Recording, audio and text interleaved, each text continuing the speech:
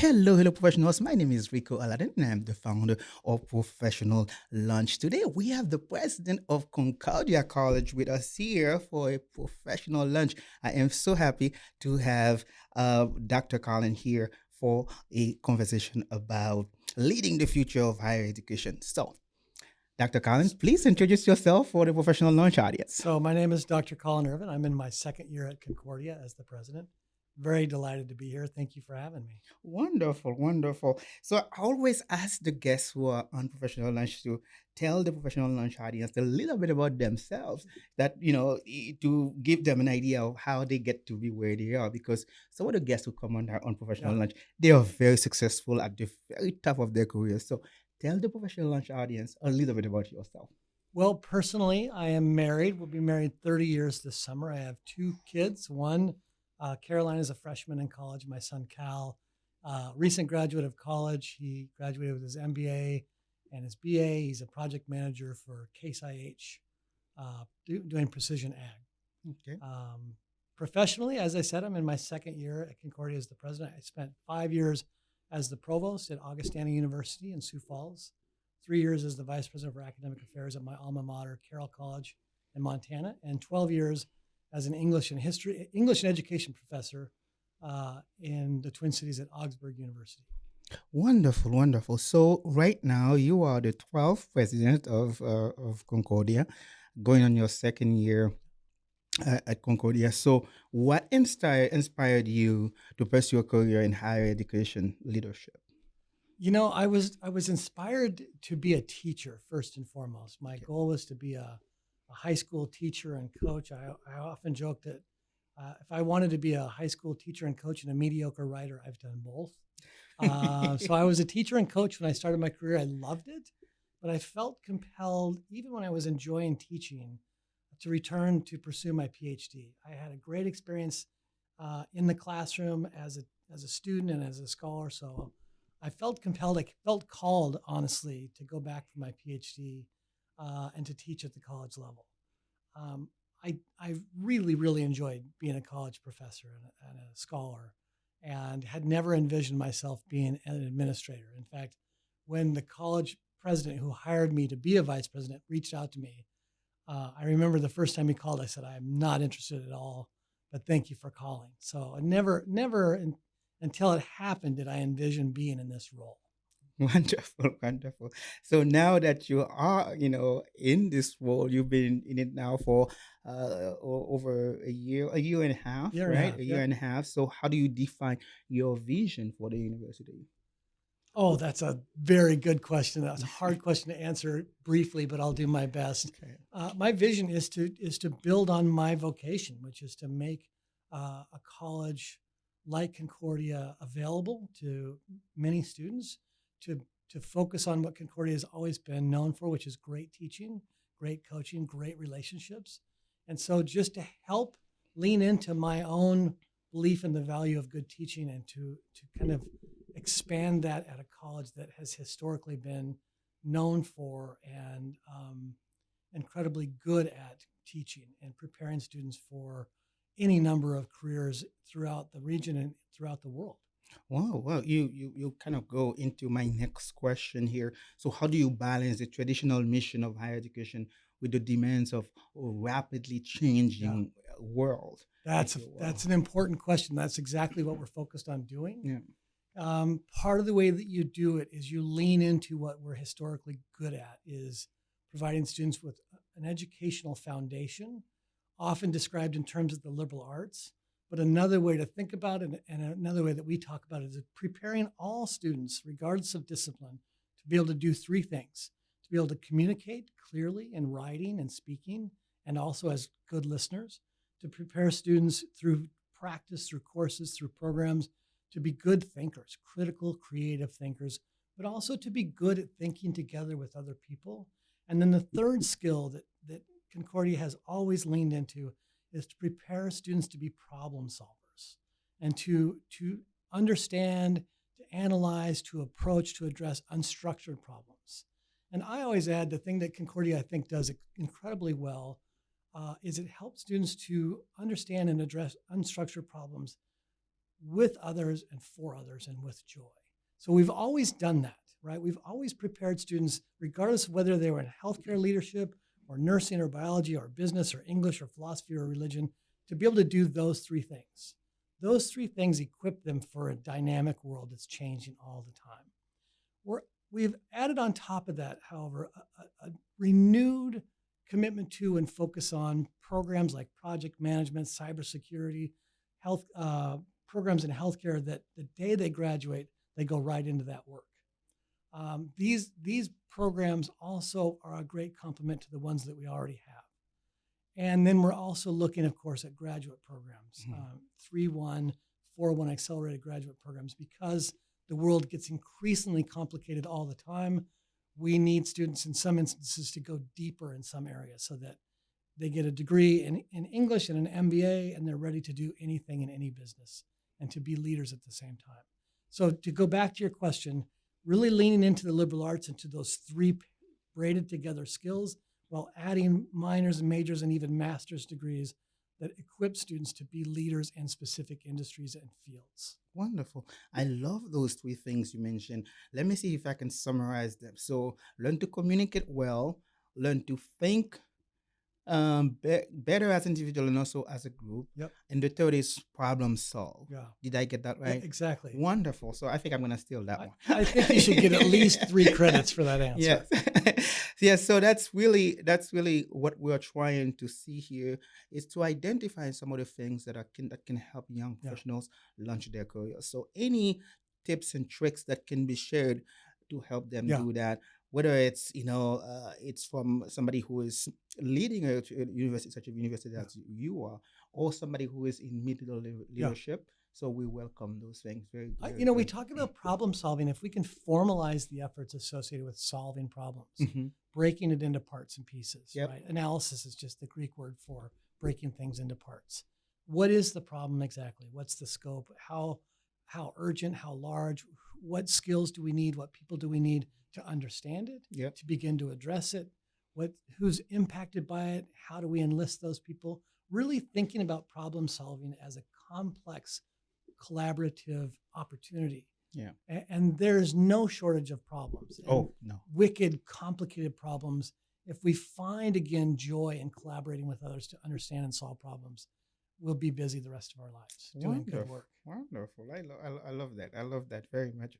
So what other steps are you taking to ensure, within the university, to ensure inclusivity, diversity within the community of your university? Well, part of what we're doing is focusing on the relationship between who we are and where we are. We're really committing to our region and to this place. And by this place, I mean Fargo-Moorhead, I mean the Upper Plains, I mean the Red River Valley. Who is here that we could serve? Who is here that knows about us historically and understands what we do well? And who is here that doesn't? And how do we reach out to them to let them know that they are welcome? All are welcome at Concordia to come and contribute as students, as faculty, as staff, as community members. So creating a very porous set of borders around our community to ensure that every student who wants to come to Concordia, who could succeed at Concordia by virtue of their efforts and their ability, understands that they can afford it, that they're welcome, and that we will equip them to succeed in this region and throughout the world. Wonderful, wonderful. So the next part of the conversation is talking about the challenges and obviously opportunities. Right. So as regardless of what position you occupy, I like to talk about the challenges first. Second, because talking about the opportunities really give you a strength to talk about the challenges. So, what do you see as a great opportunity now with the change in the college, in getting an education? What do you see as an opportunity? And then we'll ask the same question about the challenges after that. That's a really important question. The biggest challenge facing higher education and facing schools such as Concordia is the perception of value. Is it worth it? Is it worth my 4 years? Is it worth my time? Should I go there and not somewhere else? That's the greatest challenge and also the greatest opportunity. If we can help people understand that it's more than worth it, that it's the best way you could spend your time and resources, because we know that as a result of this investment in your time and your resources, you will get not only a great job, a great career, you will become a person who will be a leader. You'll be a leader for positive change. You'll be a humble and courageous leader. You'll think differently. You'll think in ways that are more complicated. And anybody who thinks in ways that are more complicated, you think in systems, you think creatively, you think empathetically, you are gifted with an ability to be compassionate in a way that's informed and caring. And to be an informed and compassionate and caring person because of how you've learned to learn is the greatest gift. And so helping people understand that is our true value at a time when people are wondering if college is worth it at all. Yeah. You see that these are two sides of the same coin, right? Yes. We've never been more valuable than we are right now as we head into a world shaped and changed by AI. There's never been a better time to be at a school with 140 different majors, all of which will prepare students for thousands of jobs. Students are going to have anywhere from 14 to 15 careers in the course of their 40-year career. AI is going to inform and change, if not every one of those, certainly most. If you come from a school that teaches you to love learning and learning to learn, you will not only survive, you'll flourish. Wonderful. So, you just go right into my next question with this one. So I was going to ask, how has your university adapted to the rise of online learning and digital technology? So you kind of, talk a little bit about that. Yeah, as far as the technology piece, we're continuing to adapt every semester, every week, every day. We've launched an AI council this year that's looking at the relationship between AI and good teaching, good pedagogy, looking at the role that a school like Concordia can play when it comes to asking important questions about the ethics of AI and the ethics of technology and robotics. And then we're looking very closely at how do we as an institution focused on teaching and learning, how do we learn with and learn from and lead with other entities, other industries, healthcare, business. We have a meeting next week in the Twin Cities with 7 or 8 industry leaders in the Midwest to ask those questions. How are they using AI? How should we be preparing our students to use AI? What I think is interesting, and I was just talking with a faculty member today about this, we as institutions in higher ed are in the business of buying data. We buy, and the most important data we buy are the names and the information of prospective students, sophomore year, junior year. And in buying their names, we're saying to them and to their parents, we're going to prepare you for the world that you're going to work in as a young leader, right? 10 years from now. Yes. Imagine where we're going to be in 10 years. Imagine where we were 2 years ago with respect to technology and AI. Imagine where we'll be in 10 years. That's a profound challenge for us, to make sure that we make good on the promise of purchasing that name, that we make sure we have those students ready. To the other part of your question about online learning is interesting because most of the students who take courses online in close proximity to the institution where they're going. And so aware of that, we need to create experiences even on campus that are comfortable for students to take online classes together in person. Learning alone together is a common model.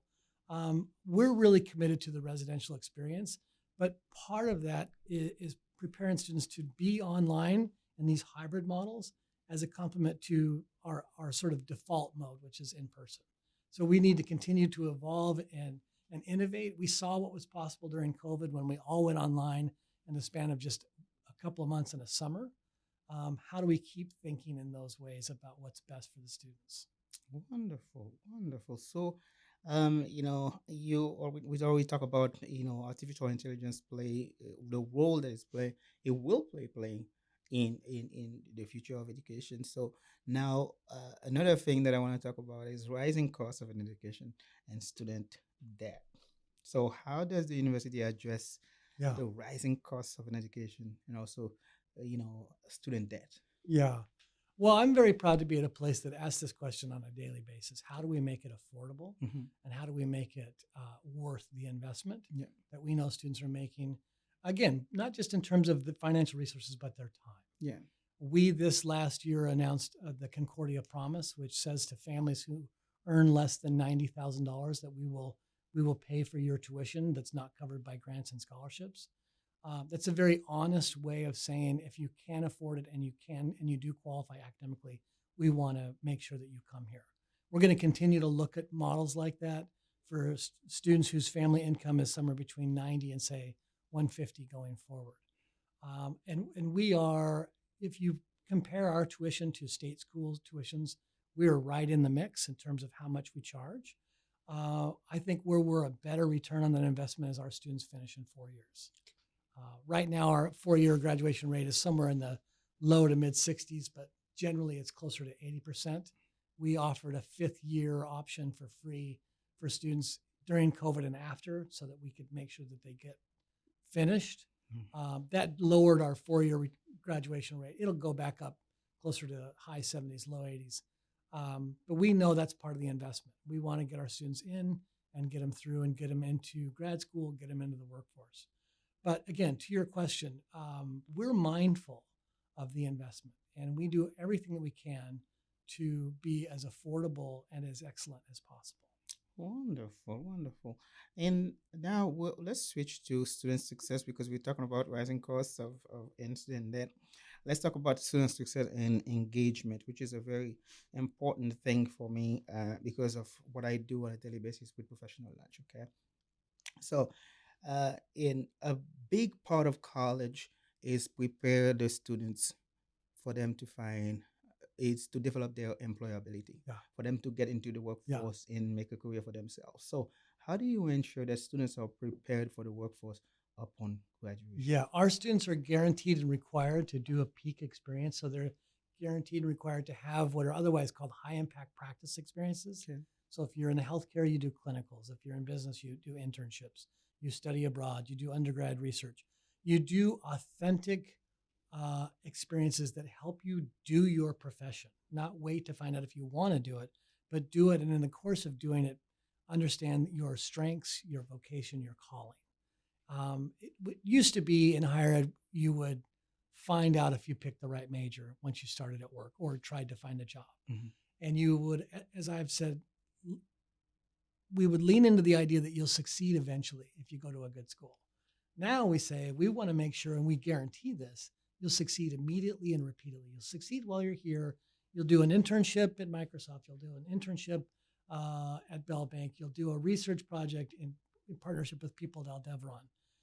You'll succeed immediately while you're here. You'll succeed repeatedly when you graduate because we taught you those 3 skills and we gave you those experiences up front. So our students are guaranteed and required to have high impact practice like experiences that make sure they know how to do what they're studying. Wonderful. I love that because, there was, I read about a stat that says 30% of students change their major at least one time due to lack of direction and guidance.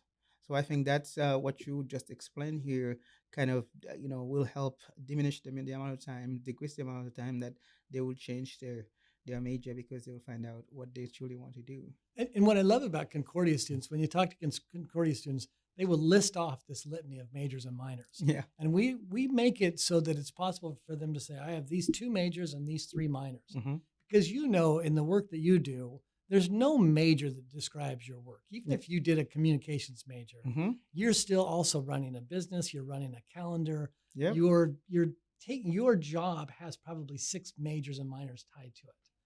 The world is that complicated. So we need to provide a complicated education that allows students lots of minors and majors and still finish in 4 years. Wonderful. I love that. I love that. So, when it comes to first generation college students, I have to ask about that because I'm a first generation college student myself. So, what program or initiative that are in place to support first generation college students? I am a first generation college Hey, student there as you go. well. That's All of our programs that we have an FYS program, a first year studies program, that is really a way to welcome and support all of our students, including the first generation students. And we have an advising model and a wraparound care model that makes sure, regardless of whether you're first gen or whether your parents are professors, we anticipate your questions, but we're also there for you every step of the way when it comes to your finances, your registration, your tutoring, everything. It's a very, very hands-on.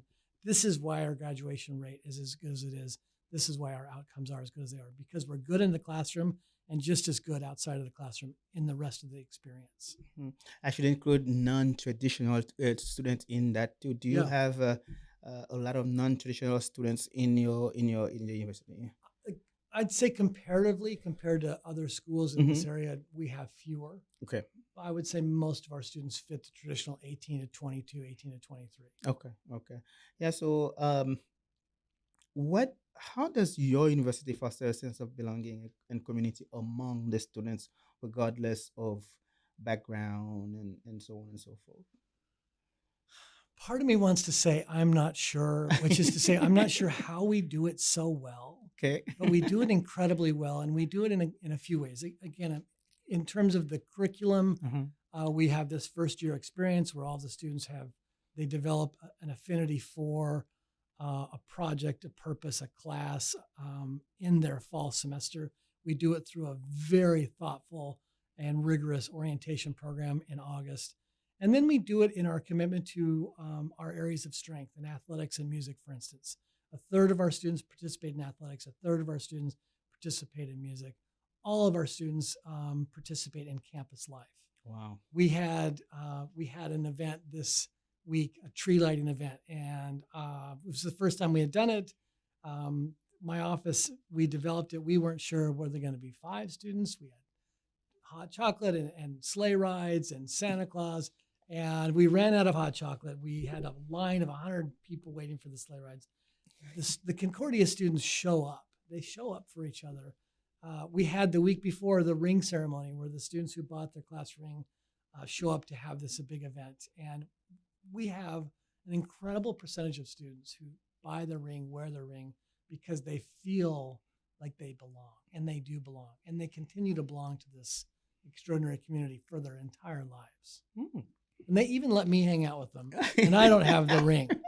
That's how inclusive they are. Oh, I think that's an honor to have the It president is. with them. Well, I don't know if it's an honor to have the president. It's an honor to hang out with all these people wearing these rings. Wow, wonderful. So, I am pretty big on mentorship. One thing I tell everybody that I meet is the fact that has it not been for mentors, I don't think I would be having a conversation with you today. Yeah. And so, which makes it easy in a way for me to think about what I'm doing with professional lunch and really deal with the challenges of begin creating a platform where people with no experience, less experience, young professionals can connect with more experienced ones, Yeah. experienced mentors. So this is what I do on a daily basis is because of how much mentors Yeah. invest in me, believe in Yeah. me. Sometimes when I doubt myself, they Yeah. really bring me back, inspired me. So what role does mentorship plays in student success, and how does your institution support it?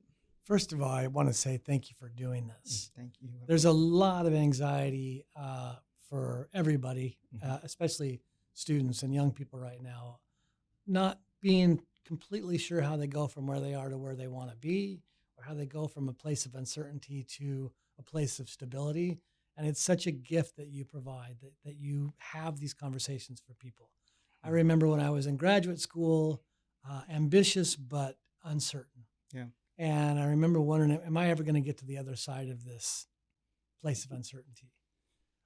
We try in the way that we hire faculty, the way that we cultivate faculty and staff and coaches. We try to make sure that we have people that are seeing themselves as more than teachers and coaches, but also mentors. Yeah. And I often say to people, the best teaching that happens at a place like Concordia happens 5 minutes before class and 5 minutes after. There are these sort of micro events, micro mentorship events, where before class they say, how was your Christmas break? How's your mom doing? How did your surgery go? All of those little touches create relationships that allow for rigor. And I think mentorship is just about that. The relationship between trust and respect, followed by high expectations. Yes. If you know me and you trust me and you respect me and you know me well enough to know something personal about me, I will allow you to have high expectations of me. Yes. And our faculty and our coaches do that for our students. Our students are wonderful people. They're not any more exceptional than anybody else's students, but because of those mentorship-like relationships across the board at Concordia, they grow and stretch and push themselves so much. we're in the season of the grind right now on campus. We're going into finals. Yep. It's heads down. Yep. And part of the reason they work is they know what they're doing matters and it's Yep. going to lead somewhere. But part of it is they care about what their teachers think, Yep. and they want to engage. They want to show up. And so mentorship at Concordia is just baked into the process. Yeah. All of the faculty, all of the staff, all of the coaches are mentors. Some are mentors to 144 football players, and some are mentors to 5 kids Yep. who stop by their office. So Wonderful. it's such an important part of what we do. Wonderful, wonderful. So, again, we're still talking about the success and engagement. So, how does Concordia, as a university, how do you measure success beyond graduation rates? Well, there are the traditional ways of our outcomes, which Mhm. how many of our students pass in nursing their NCLEX, how many of our students get admitted into med school, law school, how many of our students are employed upon graduation or within 6 months. In that respect, we do very, very well. Our outcomes, our ROI, if you will, Mhm. is extraordinary. As importantly, perhaps more importantly, what kind of people do Concordia people become in their communities? What kind of people do they become for the world? Our mission statement says that our purpose is to influence the affairs of the world by sending thoughtful and informed young Christian men and women into the world. Do we effectively achieve that goal, that mission statement of influencing the affairs of the world? And I would say emphatically, yes. And what's interesting about Concordia grads is they do it in the most humble, courageous, unassuming, self-effacing way. So I could give you all kinds of numbers about how our students are doing. We have the #1 nursing program according to our NCLEX. We have incredible acceptance rates into law school. Mhm. But again, much more importantly, we have really good people in the world making a difference. Wonderful. I really like that. Talking about the world, you are forming young professionals to send them out with different industries within in the world, right?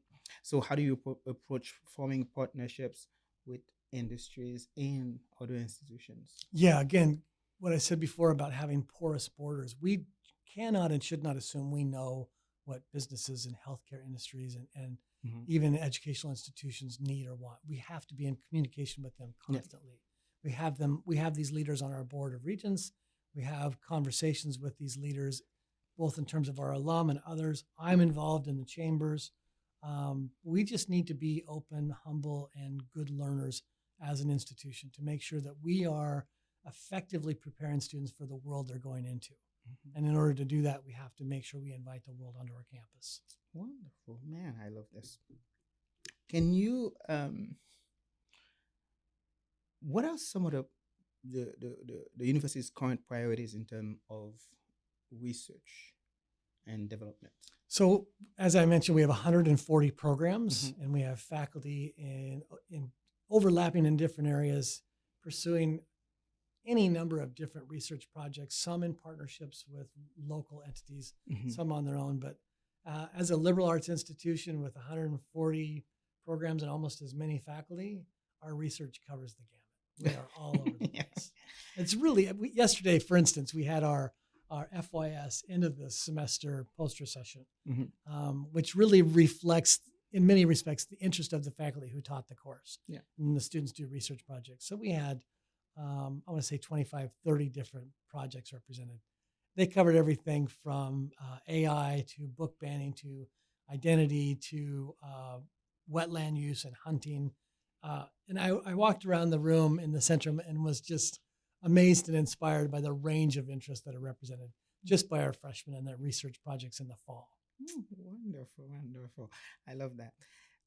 Future trends in higher education. So that's going to be our next segment. So, how do you see the role of universities evolving over the next, say, 5, maybe a decade? That's a good question. I think it's going to be an accelerated version of what we've seen in the last 5 to 10 years. Mhm. There's going to be massive, complex online institutions continuing to grow, but I don't think it'll grow at the same rate that it did pre-COVID and during COVID. I think one of the things we learned during COVID is there is and will continue to be an interest in students learning together, shoulder to shoulder. Yeah. which is to say the residential model. Uh, Pre-COVID, people were talking about this model's going away. We're not going to have traditional residential schools. Nobody wants to pay for them. I think COVID proved that theory wrong. Yeah. I think we'll have a lot of increased interest in apprenticeships, in 2-year schools as pathways into 4-year schools, which is we've had that, but not in this way that is quite so pronounced or profound as it is. There will be some acceleration in terms of interest in moving from the 4-year model to the 3-year model, which is interesting. In other places in the world, India, for instance, is moving from a 3-year to a 4-year, in part to be more like us in Britain. Our parents are hearing that they want to get done in 3. And then technology, of course. Technology, especially AI mentorship type bots, where a student uploads all of their textbooks, all of their syllabi into AI and says, these are my 4 classes. And essentially, they have a mentor built in for all of their classes. And it learns everything that they need to know, but also learns how they learn and where they need extra attention. I see AI mentorship as probably the most important and most likely change coming in the next 4 or 5 years. Okay. Wow. Okay. And so now that, with the evolvement of AI within the institution, we already talk about the online and technology. And so let's back up a little bit, because I kind of missed asking about this. The relationship between your higher education or your university with K-12 education system. So tell me, Yeah. talk to me about a little bit about that. Yeah, so I'm glad you asked the question. I have a goal as president of getting to 20 or more high schools a year and spending time in each of those schools with the counselors and in some cases the administration to try and understand what counselors and teachers are hearing from students, where they see their education going, and how we can be a good partner to K-12. Obviously, we prepare teachers. That's one of our programs. And so we have that relationship already built in. But I think we need to be more knitted together strategically, administratively to administratively. I think we need to do a better job of being in the schools, listening to the counselors who listen to the students to understand where things are headed and their sense of what's coming. And I mentioned the word apprenticeship. We were visiting 6 schools in the Twin Cities a little over a week ago. Had not heard much about apprenticeships at all. Was not hearing it in higher ed conversations at conferences. I heard about it at almost every school we went to. We're interested in apprenticeships. Our students want to go right into the workforce, and they want to start when they're in school, learning about drones, learning about electrical work, learning about pick your profession, right? I would not have known that or heard that had I not spent the time in the school listening. Wonderful. So we need to be better as higher ed administrators about spending time in the schools with the teachers, with the counselors, with the students. Wonderful. So we have Professional Lunch has a lunch and learn program. For some schools, it's breakfast meeting. So where we would go to the school, and for about 30 minutes or an hour, we'll talk about goal setting, networking, communication, leadership. We'll talk about different topics that we work out with the school career people. And I think that that's a good thing that you're doing, going to the high school to find out exactly how you can better prepare either for them or prepare the teachers that are going into the school. Yeah. And I shared at the start, I started out as a high school teacher Mhm. and I loved it. And so selfishly, I love going back into the high schools, the energy, Yeah. when the bell rings and the class is let out. It's amazing how similar they are, regardless of where you go. Yeah. It is just such an incredible source of energy. I love being in high schools. Wonderful. So yeah, this podcast is about you. We've been talking about your work for quite some time now. So let's switch to on a more to get some personal insights from you and advice. This will be the less interesting part for your listeners. Oh I no, assure it will you. be the most interesting part. So what has been the most rewarding part of your career as a university president? Oh, that's an easy question. I love connecting with the students. Yeah. I love being at a place like Concordia where I get to see and talk to and honestly get to know students in a way that's just natural, not forced. That's the best part. Wonderful. So, what do you say? Oh, how do you stay grounded and motivated amidst the challenges of your role. You've been in the role. This is your first time being a president. Yeah. It's your second year now. So how do you manage navigate the challenges and of that role? I don't know. When I was teaching and people would say, "How's your class going?" I'd say, "I don't know. Ask my students." Am I grounded? I know. The job keeps you very humble because the challenges are enormous, and Yeah. they continue to come in waves. What keeps me motivated, though, is the mission, what we're doing. There's never been a more important time to help people become thoughtful and informed. Yeah. There's never been a more important time in the history of the world to help students figure out how they want to make the world better. Yeah. So if that doesn't motivate you, I don't know what would. Mm. Wow. That's uh, that's really cool. So if if giving what you just said, so if you could change one thing in higher education today, what would it be? If I could change one thing about the situation higher ed is in, Mhm. I would change this growing narrative, unspoken often question about its value. The value is unquestionable. Again, if what we're doing is having students engage questions, topics, content, one another, difference, so that they become more thoughtful, more informed, more compassionate, and more effective. If we all agreed that's what higher ed does, we should never have to have another conversation about whether what it does is worth it. So what do you think that birth that narrative that is it's not worth it, or college degree is this or that?